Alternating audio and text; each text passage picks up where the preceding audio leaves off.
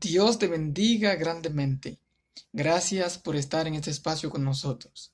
En esta ocasión vamos a compartir un mensaje de esperanza y que tiene muchas cosas que enseñarnos a nosotros. A través del título, Un Salvador no es nacido. Así que estaremos utilizando la Biblia, especialmente en el libro de Lucas, capítulo 2, versículos 6 y 7. Así que nos dice lo siguiente. Lucas capítulo 2, versículos 6 y 7 dice: Cuando ellos estaban allí, se cumplieron los días en que el niño había de nacer. Y dio a luz a su hijo primogénito, lo envolvió en pañales y acostó en un pesebre, porque no hubo lugar para ellos en el mesón. Permíteme orar antes de iniciar con nuestro debate.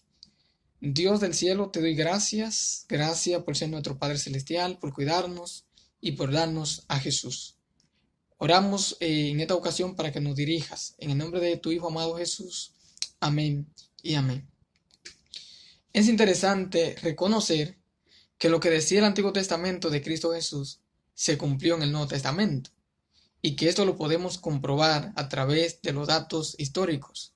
Que no solamente las Escrituras hablan del nacimiento de Jesús, sino más bien también hay datos contundentes, precisos en la historia que podemos comprobar de que Cristo Jesús sí nació en este mundo. Ahora bien, desde el punto de vista del versículo de Lucas capítulo 6, versículo 7, nos dice lo siguiente, la primera parte: y dio a luz a su hijo primogénito.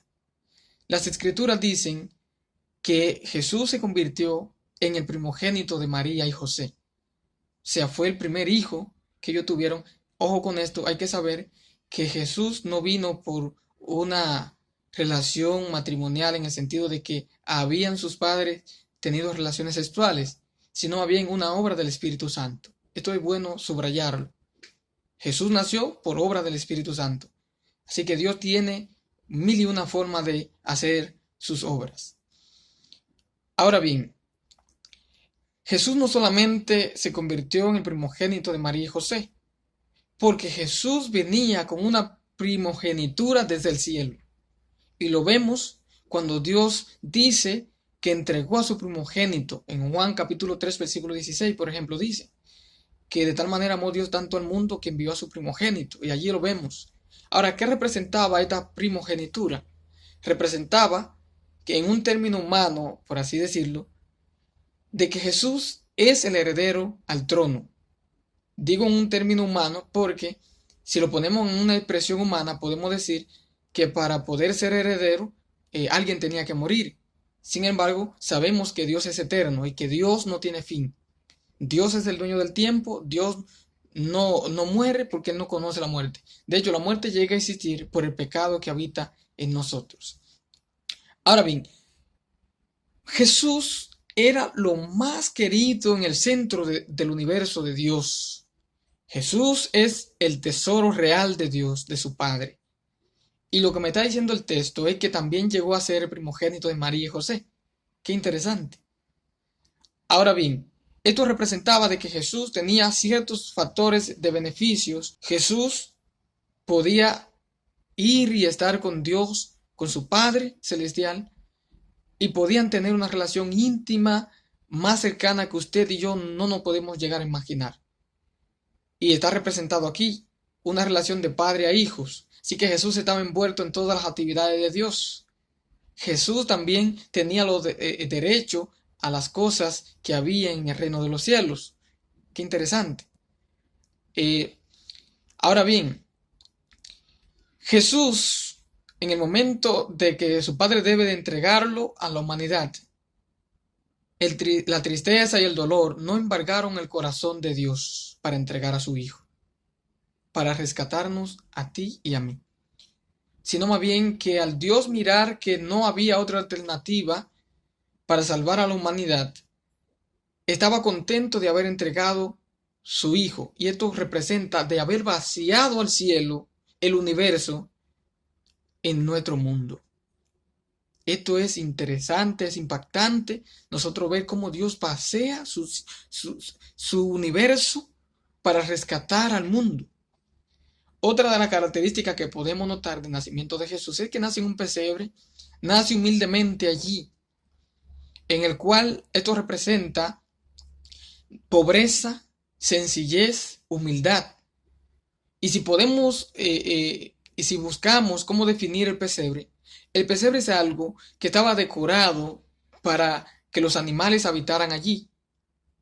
De esta manera también era decorado con hierbas secas, lo que representa que Jesús nació en una comida de animal. Así que Jesús pudo haber nacido en un lugar mejor. De hecho, cuando nosotros nos preparamos para tener hijos, decoramos el lugar, hacemos provisión extra para que ese niño no tenga ninguna necesidad.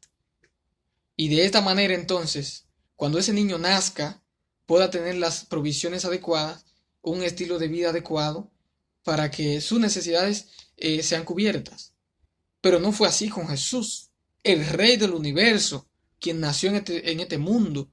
Nace en un lugar aislado, nace en un lugar donde no hay recursos, nace en un lugar de bajas condiciones, pero lo más interesante es que esto representa humildad. Así que Dios quiso mostrarnos a nosotros de que debemos ser humildes, de que Él no está interesado en cómo nosotros vistamos, llámese en los lujos que nos podamos comprar, hacer una buena casa quizás. Todas estas cosas son importantes para nuestra existencia, pero a Dios le interesa más nuestro corazón, que seamos humildes, que podamos tener amor al prójimo y que podamos reflejar el carácter de Dios aquí en la tierra. Así que el nacimiento de Jesús no fue en uno de los mejores lugares, pero sí representa humildad. Él pudo haber elegido otro lugar, él es Dios, él tenía la oportunidad de elegir dónde nacer también, pero Él nació para darnos una lección a nosotros de que debemos ser humildes como Él lo fue.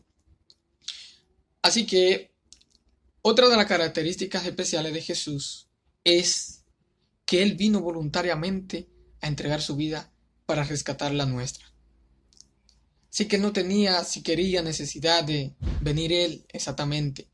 Él pudo haberse negado y durante tuvo su ministerio aquí en la tierra también pudo haber decidido no hacer nada por quienes sabía que lo iban a traicionar, y de los cuales yo soy el primero. Así que Jesús puede ver el futuro y Él sabía también que lo iban a traicionar, que lo iban a engañar en el sentido de una traición, que iban a romper su lazo íntimo de amistad, que lo iban a golpear, lo iban a bofetear y que lo iban a crucificar. Personas que no merecían este sacrificio. Así que la salvación llega hasta nosotros, llega como un don gratuito de Dios y llega porque Dios así lo quiso, no porque nosotros lo hayamos merecido.